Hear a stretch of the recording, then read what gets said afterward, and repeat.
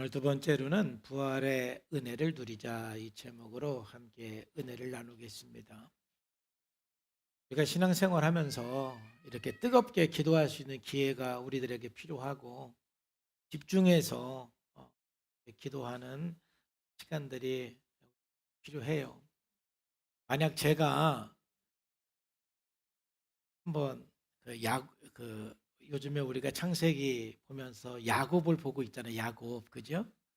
창세기 33장에 보면은 야곱이 약복강에서 기도한 내용이 나오는데 우리들도 야곱처럼 약복강 기도를 한번 해봤으면 얼마나 좋을까 이런 생각을 하는데 제가 약복강 기도를 만약 하려고 하면은 금요일 날 저녁 9시부터 토요일 날 아침 5시까지 저녁부터 해 뜰 때까지 한번 쫙 이렇게 한 6-7번 예배를 드리면서 기도를 하고 싶은데 그거 하면 올 사람 한번 아멘 해봐요. 한 6명밖에 안 되네.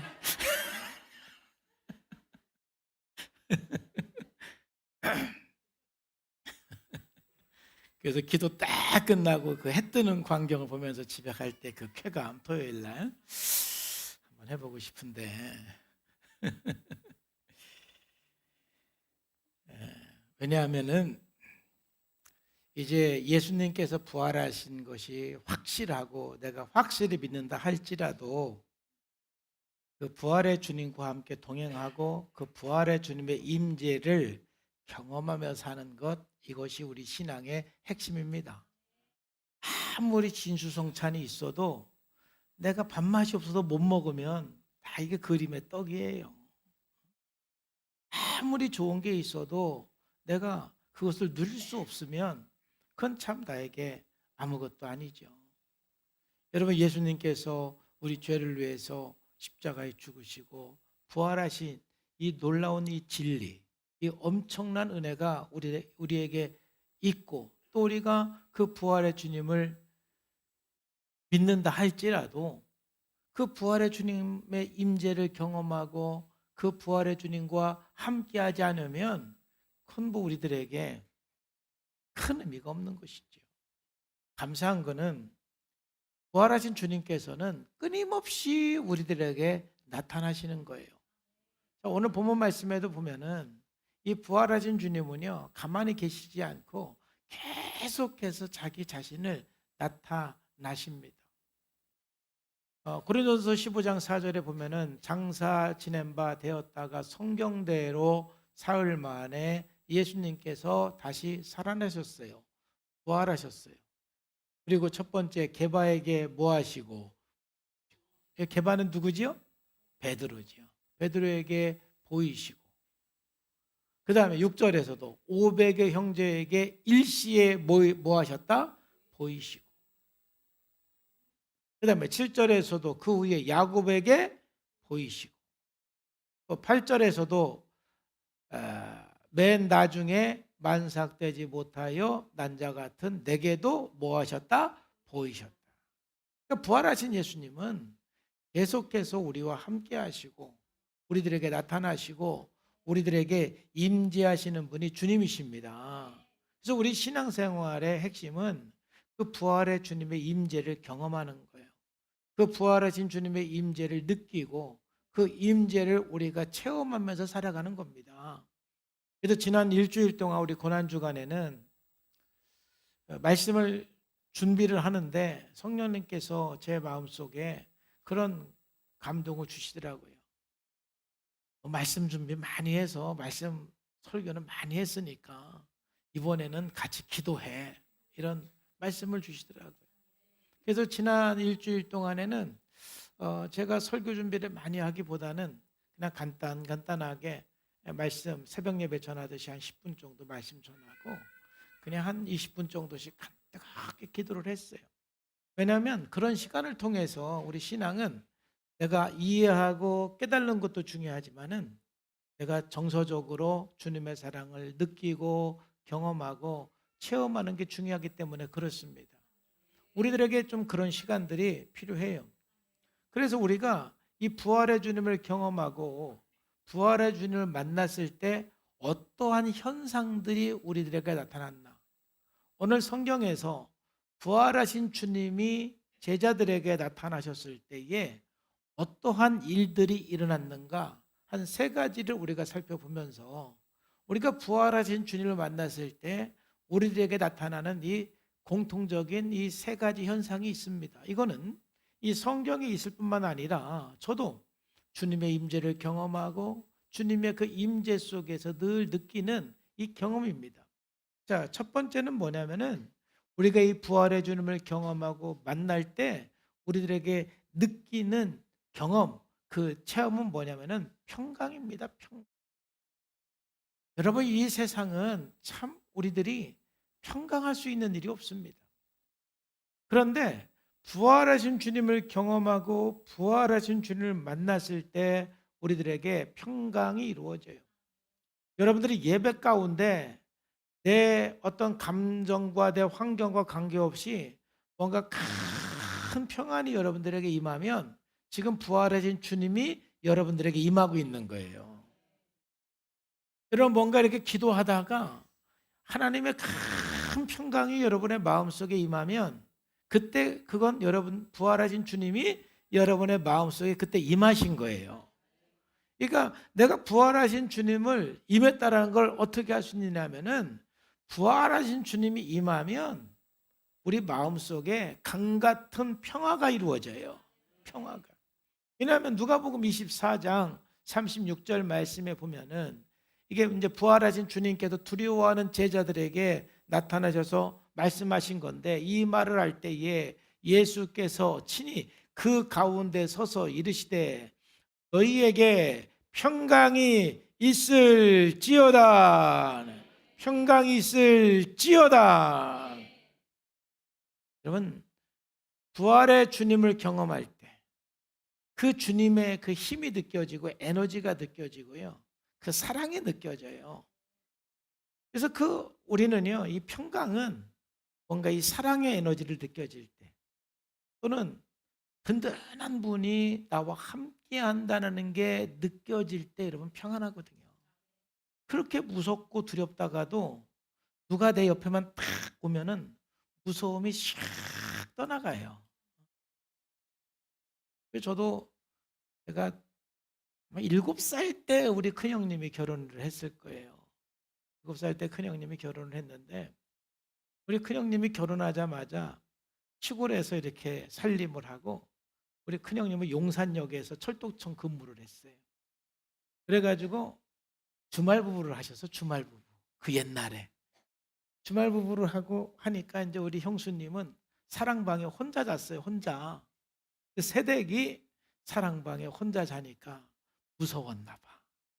그러니까 맨날 대래님 저랑 같이 자요. 그 저는요 우리 큰형사하고 같이 잔 사람이에요.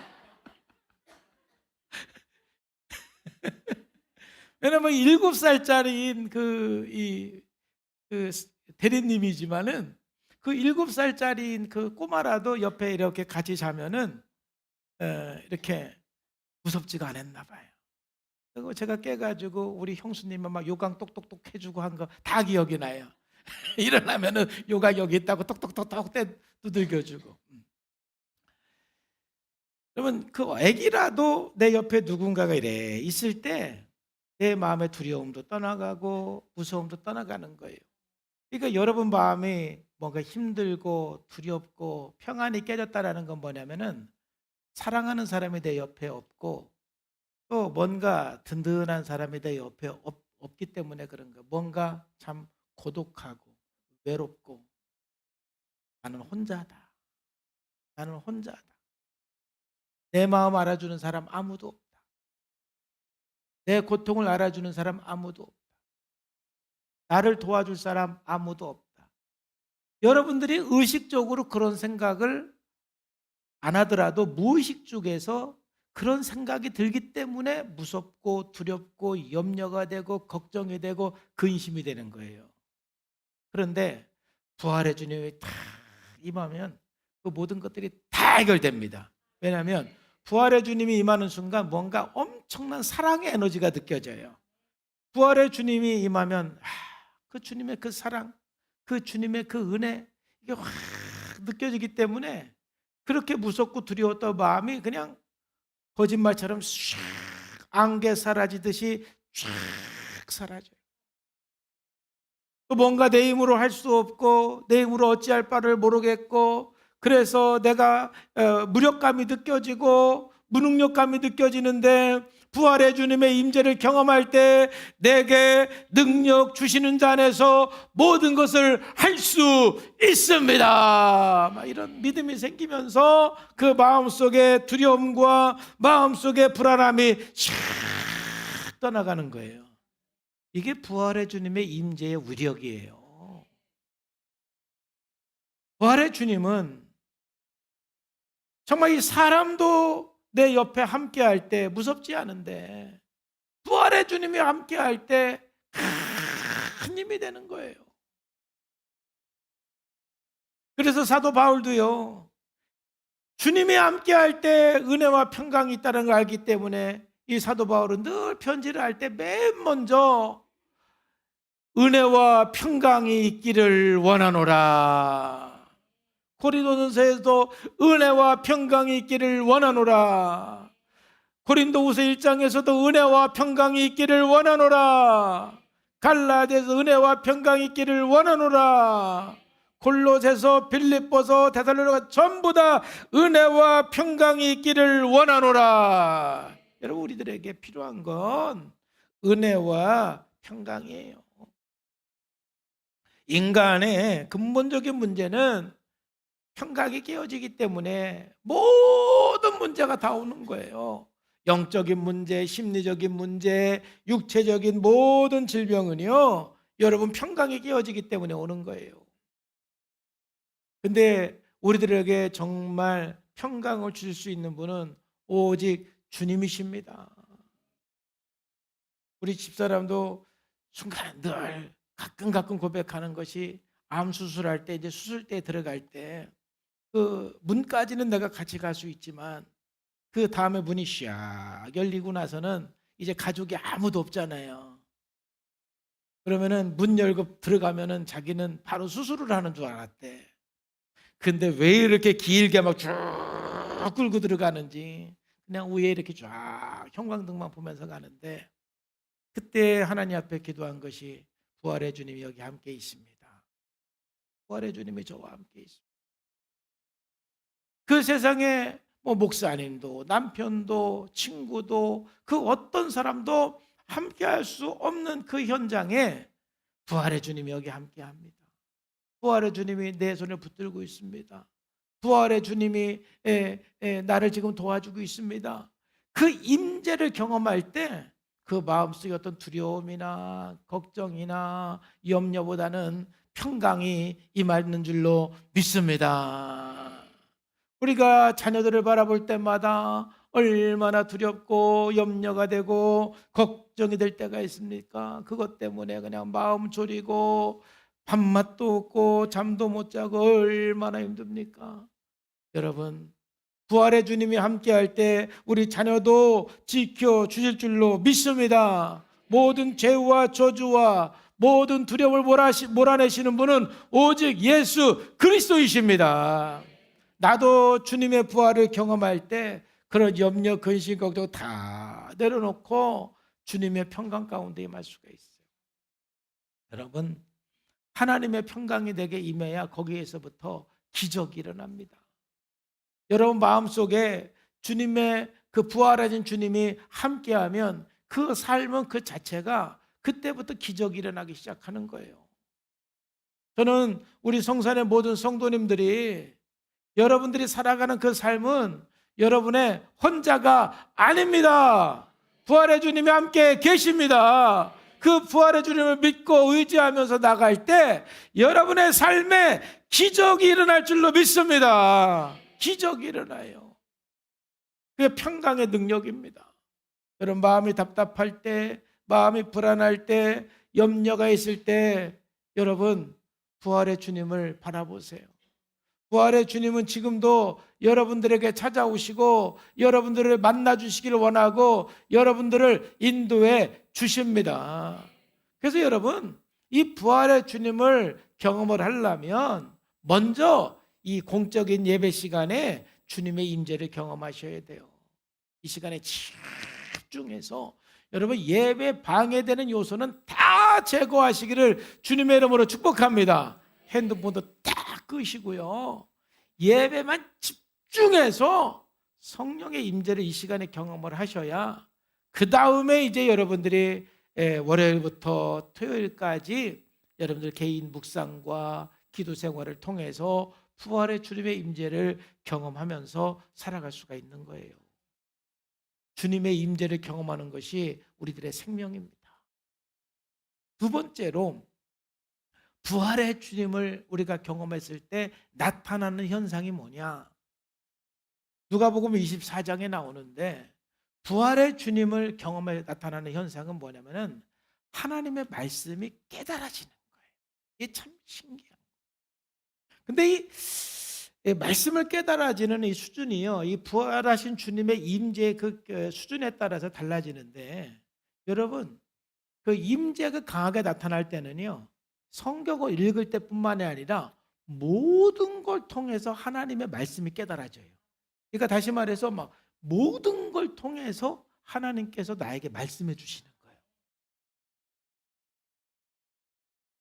지금 부활하신 주님은요, 성경을 통해서뿐만이 아니라 모든 삼라만상의 모든 걸 통해서 지금 여러분들에게 말씀해 주는 줄로 믿습니다. 근데 문제는 뭐냐면은 부활의 주님을 경험하지 못하고 임재를 느끼지 않으면 하나도 깨달아지는 게 없어요. 여러분, 세상에 깨달음 없이 살아가는 게 가장 큰 고통이에요. 그러면 굉장히 여러분 마음도 메마르고 생각이 메말라요. 순간순간 그냥 눈만 쫙 감으면 주님의 은혜가 깨달아지고 말씀이 깨달아지고, 또 사람들과 교제하면서 상대방의 그 말을 통해서 또 하나님 말씀이 깨달아지고, 예배할 때 하나님 말씀이 깨달아지고, 또 성경 볼 때 하나님 말씀 깨달아지고, 순간순간 하나님의 말씀이 깨달아지면 그 풍성한 하나님의 말씀이 내 삶을 이끌어가는 줄로 믿습니다. 말씀이 깨달아지고. 그래서 누가복음 24장에 보면 이게 이제 엠마오로 가는 제자들이 부활하신 예수님을 만나는 사건이거든요. 이들이 예수님의 부활을 믿지 못해서 지금 실망해갖고 낙심해가지고 지금 엠마오로 가고 있는데, 그때 부활하신 주님이 그 제자들에게 나타나 주신 거예요. 또 이르시되 내가 너희와 함께 있을 때에 너희에게 말한 바 곧 모세 율법과 선지자의 글과 시편에 나를 가리켜 기록된 모든 것이 이루어져야 하리라 한 말이 이것이라 하시고, 45절 다 같이 시작. 이에 그들의 마음을 열어 성경을 깨닫게 하시고. 마음의 문을 누가 열어주었습니까? 예? 이에 그들의 마음을 열어, 누가 열어주었어요? 부활하신 주님이 열어주신 거예요. 부활하신 주님이 우리들 가운데 임재하면 우리의 마음이 열려서 깨달을 수 있는 눈을 주시고, 깨달을 수 있는 마음을 주시고, 깨달을 수 있는 생각을 주시는 분이 주님이세요. 여러분, 깨달아지는 것이 얼마나 큰 복인지 몰라요. 여러분, 요즘에 예배를 드릴 때마다, 말씀을 읽을 때마다, 묵상을 할 때마다 깨달음의 은혜를 경험하고 있는 분, 아멘. 행복한 사람들이에요. 진짜 행복한 사람들이에요. 1시간 예배를 드렸는데도 깨달음이 하나도 없고, 하나님의 임재도 경험이 안 되고, 예배 시간에 앉자마자 언제 끝나나 시계나 바라보고, 참 그분은 죄송하지만 영적으로 지금 굉장히 침체 가운데 있고 하나님의 은혜가 전혀 못 느껴지는 지금 상태, 영적 상태인 거예요. 어떻게 해야 됩니까? 여러분, 특별히 주님 앞에 기도 시간을 정해놓고 주여 부활의 주님을 경험하기 원합니다. 성령님 임재하여 주시옵소서. 부활의 주님 역사하여 주시옵소서. 부활의 주님을 경험하도록 여러분 기도하세요. 그때에 내 마음의 문이 열려서 깨달아지기 시작하는 거예요. 이 깨달아지는 것이 가장 큰 복이에요. 우리의 깨달음은 뭐 공부를 많이 해서 깨달아지는 게 아니에요. 우리로 하여금 진리를 깨달아지게 하는 것은 오직 성령입니다. 성령을 통해서 깨달아져야 돼요. 신앙생활을 오래 해도 깨달음이 없으면 여러분 얼마나 마음이 메마르는지 몰라요. 깨달아야 됩니다. 그래서 요한복음 8장 32절 말씀에 진리를 알지니 진리가 너희를 자유롭게 하리라. 이게 깨달은 사람의 복이에요. 깨달은 사람은 그 안에 진리를 충만해져요. 정말 우리는 너무 왜곡된 생각, 또 왜곡된 마음으로 오염되어 있는 것들이 참 많거든요. 하나님 말씀을 깨닫고 깨달아갈 때 내 안에 점점 여러분 진리의 말씀이 쌓여가고 이제 나 자신과 모든 세상을 하나님의 섭리의 관점에서 진리로 세상을 볼 수 있는 눈이 열리게 되는 거예요. 여러분 이 부활의 주님을 오늘 만나서 깨달는 은혜가 회복되기를 주님의 이름으로 축복합니다. 마지막으로요, 부활의 주님을 만났을 때 우리들에게 어떠한 일들이 일어나느냐, 이 엄청난 복들이 이루어져요.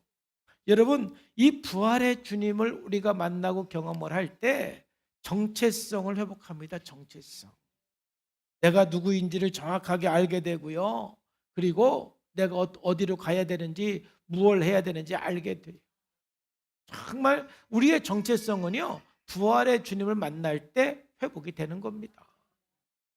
그리고 요한복음 21장에 보면은 이제 예수님을 배반하고 도망갔던 제자들에게 부활하신 예수님이 딱 나타나시는 거예요. 제자들이요 예수님을 만나면서 어부들이 사람 남는 어부가 되어서 3년 동안 뭔가 본인들이 누구인지 뭘 해야 되는지를 막 그런 기대감을 가지고 살았다가요 예수님께서 십자가에 돌아가시고 나서는요 완전히 실망하고 절망하고 낙심해서 이제 우리가 뭐하나 하면서요 모든 정체성을 상실해 버렸거든요. 그때 예수님께서 제자들에게 나타나셔서 회복시켜 주신 것이 뭐냐면은 너희들이 할 일은 이거야. 내 양을 먹여라, 내 양을 쳐라 말씀하면서 주님께서 할 일을 가르쳐 주는 거예요. 여러분 부활의 주를 만나면은요 여러분들이 어떻게 살아야 되는지 뭘 해야 되는지 그게 보이기 시작하는 거예요. 진짜 그게 복이에요. 제가 목사로 부름받았을 때 야고보서 1장 27절 말씀으로 부름받았다고 그랬잖아요. 아니 이 말씀을 읽었는데 하나님 아버지 앞에서 정결하고 더러움없는 경건은, 근데 그 순간에 제 마음속에 하나님 제가 주님을 사랑합니다. 내 평생 세상에서 가장 경건하게 살고 싶습니다. 한번 따라서 한번 해봅시다. 제가 세상에서 가장 경건하게 살고 싶습니다. 이게 제 소원이었다니까요. 이게 어떻게 이게 제 소원이 됩니까? 이건 부활하신 주님을 만날 때 가능한 거지. 그냥 맨정신에 나오는 생각이 아니에요. 내가 경건하게 살고 싶습니다. 그러면서 이제 제가 기도한 게 뭐냐면 그러면은 제가 평생 이렇게 경건하게 살 수 있는 직업, 경건하게 살 수 있는 일 주님 저에게 가르쳐 주면 제가 그 일을 하면서 살겠습니다. 그러니까 목사가 되라고 하더라고요. 여러분 그런 기도 웬만하면 하지 마세요. 여러분 경건은 곧 고아와 과부의 그 환난 중에서 돌보고 또 자기를 지켜 새 속에 물들지 아니하는 그것이다. 얼마나 복이에요. 주님을 만나서 내가 왜 사는지, 어떻게 살아야 되는지, 어디로 가야 되는지 이거 발견한 것보다 더 큰 복은 없습니다. 여러분 부활의 주를 만나서 여러분 정체성을 확실하게 확립하시기를 주님의 이름으로 축복합니다. 그래서 오프라 윈프리가 이것이 사명이다 해서요, 그는요 늘 4가지가 자기의 사명이다라는 의식을 갖고 살아갑니다. 남보다 더 가졌다라는 것은 축복이 아니라 뭐다? 축복이 아니라 사명이다. 축복이라고 생각하기 전에 사명이라고 생각해요. 두 번째로, 남보다 아파하는 것이 있다면 뭐가 아니다? 고통이 아니라 사명. 왜 이렇게 내가 힘들을까? 내가 왜 이렇게 고통일까? 고통이 아니라 뭐다? 사명이다. 남보다 설레이는 게 있다라면 그것은 뭐가 아니라, 망상이 아니라 뭐다? 사명이다. 망상이 아니라 사명이다. 남보다 부담되는 게 있다면 그것은 강요가 아니라 뭐다? 사명. 부담되는 걸 강요로 생각하면 사명 발견하지 못해요. 설레이는 걸 망상이라고 생각하면 사명을 발견하지 못해요. 아파하는 거, 고통당하는 게 있으면 그걸 고통이라고 생각하면 사명을 발견하지 못해요. 잘 됐을 때 그냥 축복에 빠지면 사명을 발견하지 못해요. 근데 부활하신 주님을 만나면 내가 축복받았으면 거기서 사명을 발견하고, 부활하신 주님 만나면 내가 고통당하는 게 있으면 거기서 사명 발견하고, 또 설레이는 게 있으면 거기서 사명 발견하고, 또 부담되는 거 있으면 그것이 강요가 아니라 거기서 사명을 발견하게 되는 것입니다. 여러분 이 말씀 붙들고 여러분 간절한 마음으로 기도하면서 주님 앞에 나가시기를 바랍니다.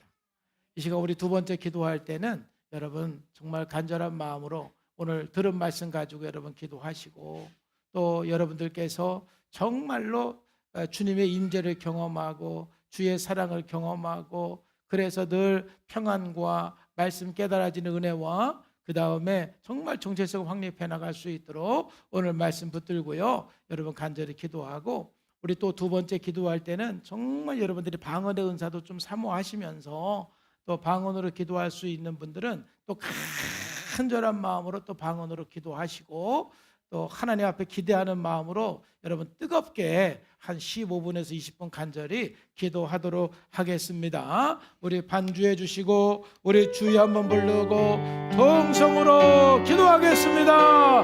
주여!